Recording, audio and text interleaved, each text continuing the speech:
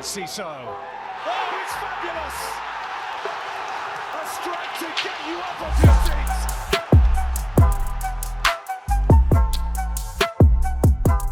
Hello and welcome to Seagulls Social, the Newcastle match preview. It's just me and Matt. Why? It's just me and my pal Maz. Jack's networking. Don't know if he's on a date or if he's actually doing something with work. We'll never know. Probably How's the work. networking at a what's train networking? That must be the most boring networking session. Network rail. Yeah, network. Nice. He's definitely not on a date. Has he ever been on a date, do you think? I reckon if he has ever been on a date, it's been at a non-league football ground. And, With Mike King. with Mike King. Yeah. Mike King third wheeling. And then she's got a nice burger from the burger van. Oh, God. We should actually set up some sort of Seagulls Social speed dating, yeah. at the terrace. That'd be quite good. Yeah, I'm not sure if Brighton will sign that off, but we can try and make it work. Mate, they'll do anything to get some people in there because it's popping, so I'm sure we can help out. Let's do a little date night. Yeah, that'd be good. Anyway, we have got Newcastle this weekend on a Sunday, and it's on the television, live on Sky. Sunday Fun Day. Now, we've done well against Newcastle, especially in the FA Cup. It was a great result away. Why can't we do it at home? Obviously, we've got Van Heck, Veltman, Tarek Lamptey, Igor, and Mitoma, all options against Newcastle. Yeah. I feel like there should be some confidence going into this European charge now. I know we've been very unconfident recently, but we're almost back in it. It feels like we're definitely back in it for this Conference League. Implications with Palace if they do win the FA Cup, but we want to forget about that. But Maz, how are you feeling ahead of this game? Yeah, I think you hit the nail on the head. A lot of players back. Veltman, the key one for me. Obviously, Mitoma hopefully starts from the off. I know he came on against West Ham, made an impact, so getting him to start will be great. And Veltman, will be a huge return, as well as Van Heck to that defence, because we have struggled defensively massively. So to have Veltman in, hopefully, from the start, and Van Heck, I think that'll be a very, very solid back line. And then, Mitoma as well, leading the line will be great. And hopefully we can see some goals, because we have been pretty good on the goal-scoring front, just not defensively. So if we can shore up that defence, don't see any reason why not. Like you said, we've got a decent little record against Newcastle this season. So why can't we do it? But they are flying high. They are third in the league, and they do need a win to keep that, Champions League hopes alive. So I think they'll get it anyway, because it's top 5, isn't it? So they're probably going to qualify regardless of what happens against us. But it's a huge game. I think, like you said, Sunday kickoff, sunny day. Hopefully the vibes will be good. Hopefully the crowd come and, support the boys, and hopefully we can get a positive result. But it's not the end of the world if we don't, because they are a good side, Newcastle. They are a good side. It's the end of the world in terms of trying to battle for Conference League. Yeah, 8th. If Fulham and Bournemouth get a good result. Well, this is the thing. I told you off air, didn't I? Fulham are away to Villa.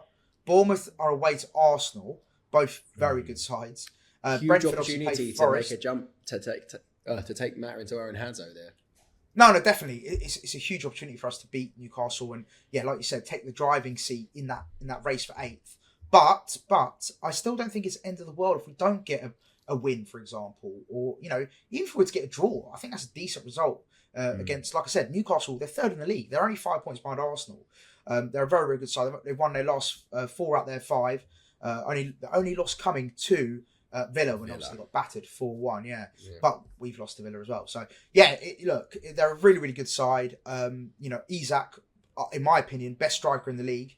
He's absolutely one of the best strikers in the world, hands down. Yeah, 100%. When you got a player like Isak leading the line, I think it's going to be a real difficult afternoon. Like I said, defensively, we've struggled. So if he's on his form and we're not, it's going to be a long afternoon. But no, to answer your question, I know I've sort of diverted a little bit, but to answer your question, I do go into it confident because, a good result against West Ham. I know it wasn't very convincing and, we went 2-1 down. But to come back, show that resolution, to get that last-minute winner, I think it's going to raise a lot of spirits. And with Herzler's confirming those players coming back, there's no reason why we can't go into it confident and, hopefully get a good result.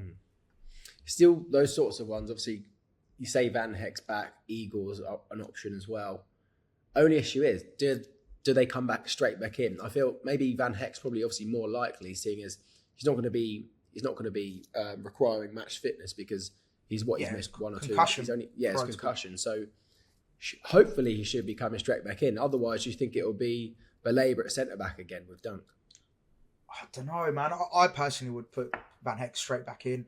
I know he had a bad head injury, but if Herzl is saying he's fit, he's ready to go. He said he trained all week, so I don't see any reason why he shouldn't start. I personally would start Van Heck over Belaber. And then, I'd be very happy with a Veltman, Van Heck, Dunk, Estepinian back four.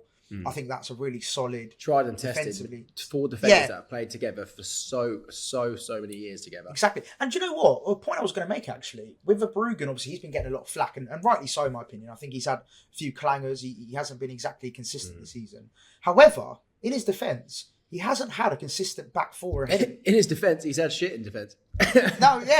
Quite literally. Like, he has not. You know, goalkeepers always say, don't they? They always want like a consistency in front of them to be able to have that throughout the season. And he's not had that. He's not, Veltman's been out for large parts of the season.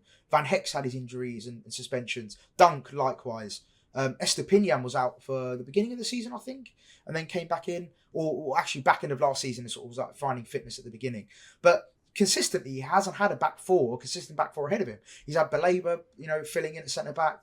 We've had our injuries, we've had our suspensions. So, yeah, do you know what? Hopefully, if he has that back four in front of him, hopefully that gives him the confidence to know, right, these are the usual the go-to guys, and hopefully that'll give him confidence to then be able to put in a good performance. Because he has, especially that goal against West Ham when he went through his legs, it was poor. But defensively as a unit, we have been really poor. So if we can get Veltman back in, and hopefully he's going to be rusty, I agree with you. Is it the right choice to put him straight in? Do we continue Weaver? Because Weaver's actually been pretty good at right back past 2 games.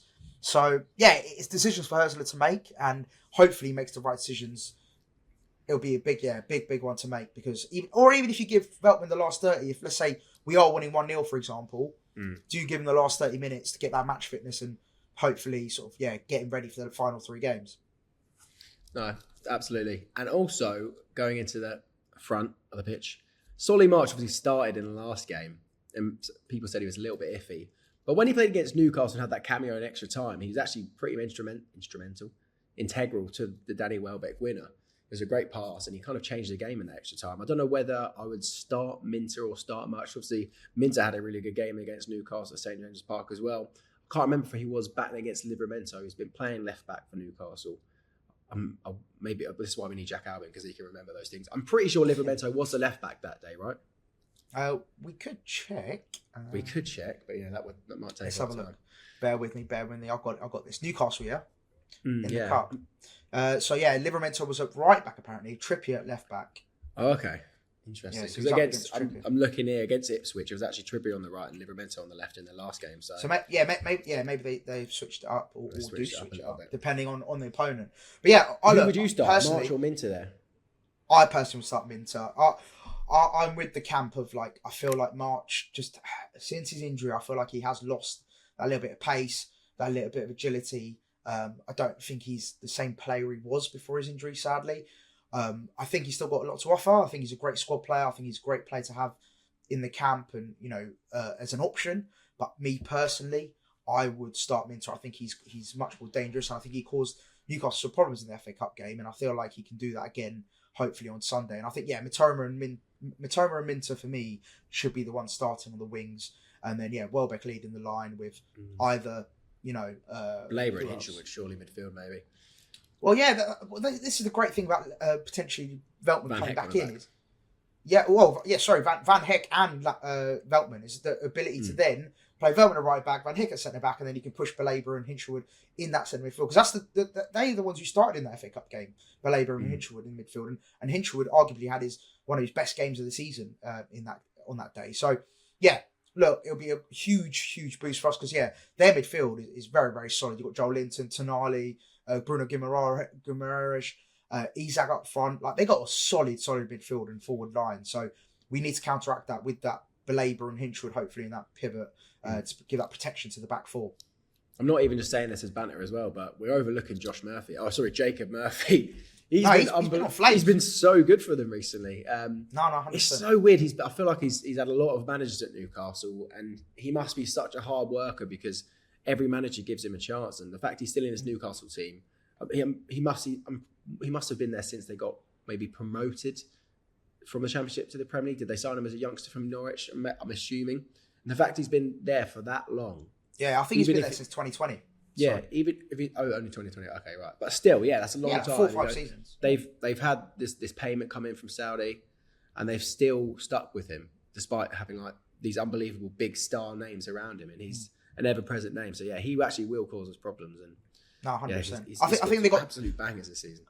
Looking at Newcastle, like having a sort of look at their team. Yeah, their side is stacked. Like, you know, to come up against that kind of team, and the way Eddie Howe, to be fair to him, like I was a bit of a skeptic of Eddie Howe. I felt like he was a bit of a bang average manager, which sounds really harsh because he has done incredibly well throughout his career. Even at Bournemouth, he was amazing, and now at Newcastle, he's doing absolute wonders for them to get them in the Champions League, and then now fighting again for Champions League. And you look at some of the players, for example, Willock. This is the last game, Ipswich. You look at players like Willock and Murphy to get, and Barnes even, like to get the best out of them. You know, it takes a good manager. So, you know, credit where credit's due. I think he is a solid manager. I sort of take it back a little bit when I said he was average, maybe. But solid manager, solid team. You know, it's all the assistant manager, mate. It's Jason Tyndall. He's the one. He's the brains behind the operation. Yeah, maybe it is him. Maybe he's the guy. But yeah, no, I think it's going to be a really, really tough test. I think, they're a really, really good side, and I'm very worried about Isak. I think Isak is a dangerous guy, and especially if Van Heck. It'll be interesting to see. Or especially if Van Heck's not fit, and we have to start with Baleba and Dunk, and I'm thinking those two against Isak and that Newcastle attack will cause me a lot of stress. 100%. Yeah, and I am worried about their forward line. But look, I do want to remain confident. I think it was a big boost beating West Ham. I think we needed that massively. We've been on a terrible run, and so just to give us that boost, you know, last minute winner, the scenes at the end with the Brighton fans, and I think hopefully that can, if we can just get that into the next game, and again playing at home, if we can get that kind of energy and atmosphere, hopefully try and get that win. But yeah, there's no reason why we can't beat them, but it's going to be a real tough test. We are very good against the bigger teams and the teams that actually like to play football. And we all know that. Maybe if Newcastle fans are listening to this, we struggle against the bottom teams, but when we play better teams that like to play good football, we do come into the game a lot easier, and we find our style of play a lot quicker. So that gives me more confidence, weirdly, because you'd think surely we can beat Leicester and Ipswich, but we've always failed to beat the smaller teams. So that's good. Should we roll on to the match predictions? What score are you thinking, Maz? I'm gonna be confident. I'm gonna go. I think they will score. I'm gonna go with a 2-1 win. I want to remain confident. It's gonna be tough. My head says it's gonna be a draw. I've got a funny feeling it's gonna be a draw. But yeah, I'm gonna remain confident. Say 2-1, and a nice day out at the Amex, hopefully for everyone there, and that push for 8th place. I think it'll be, like you said, it'll be huge. What's it called? Even mentally as well as form wise. If we can get that win, that'll be 2 wins on the bounce. We'll go. You know, hopefully Bournemouth and Fulham can slip up, and that can, you know, like you said, give us that advantage going into the final 3 games. And then it all depends on the FA Cup, which we won't speak about, but we'll see what happens in that. If there are any Brighton fans, I've seen Rodri's training. Rodri's training now. Come on, so hopefully. But they beat him 5-2 without Rodri, so you know in the last game against. True, that was mad. But yeah, if there are any Brighton fans that are listening that don't know the implications of Palace winning the FA Cup, so from my knowledge, yes, Palace beat City in the FA Cup final. Villa they take Villa's Europa League spot, which means Villa would then take the Conference League spot. So imagine if we qualify, although to be fair, we'll know the result of the FA Cup before the last game of the season, which has woken itself. The game's gone there. FA Cup should be at the end of the season, but that's another conversation. So we will know that, which is very frustrating. Palace fans, imagine they win the FA Cup and then we don't qualify for the Conference League because they won it. Honestly. Then we got a whole but it's also the fact they won a Europe. trophy as well. The fact they've won a trophy is just not ideal. Have they ever won the FA Cup? I think they have, haven't they? No, they're trophyless, aren't they? Are they? Yeah, Crystal Palace have never won a trophy, right? I'm pretty sure they haven't. Otherwise, I'm pretty sure they haven't. You're making me doubt myself here. Crystal Palace trophy. Sorry, just having a coughing fit. Sorry. No, runners up. Yeah, in 80. Yeah. Oh no, and also didn't they get to the FA Cup final when Pardew did the dance? Or was that the semi-finals? Might have been a semi. Do you remember when against Pardew United. done that dance? Against United, wasn't it? Yeah. Yeah. Anyway. All right. Well, yeah. Fingers crossed that run continues. Fingers crossed. Yes. I haven't said mine, but I think it's going to be No, a go draw. I do think maybe Newcastle will probably score 2 goals against us. Are we going to score 2 goals? I think we could. So maybe I'm going to say 2-2. And there's going to be goals. We're like Barcelona. 2 goals. We're a poor man's Barcelona, mate. We concede goals, but we're good going forward. We just don't have Lamine Yamal. Instead, we had Ansu Fati for a season. So cheers, Barca. You could have loaned us Yamal for a season. That would have been nice. We've conceded two goals or more in the last 5 games. Obviously, we conceded 3 against Villa, and then in the last 4 games we conceded 2 goals. So hopefully we can make changes, and we'll score 2 goals to make sure it's a draw this one. Yeah, but massive boost though. Even if it's not for this Newcastle game, just quickly on the injury front. Huge boost to have Veltman, Lamptey, Igor, Van Heck all coming back. Like that's a huge boost. Rutter apparently as well will be back. Oh yeah, I saw saw the season. So, was it Brian Owen from the Argus? I think he gave an update on that. Yeah, he said that Rutter might make an appearance before the end of the season. So yeah, all positives. It'd be great to have a fully fit squad come the last couple of games because we'll definitely need them. I think. It's this thing we had a conversation haven't we, recently about these injuries. Like we think players are out for the season. Suddenly Igor's now back in contention and Rutter's back when we thought he was going to be out for the season. Rutter I thought was done for the whole season as well as Igor, and then all of a sudden they're back. Yeah, it's like having a Christmas day every few days, finding out that someone's come back from the dead. It's great. Jesus rolled away the stone and Rutter's back.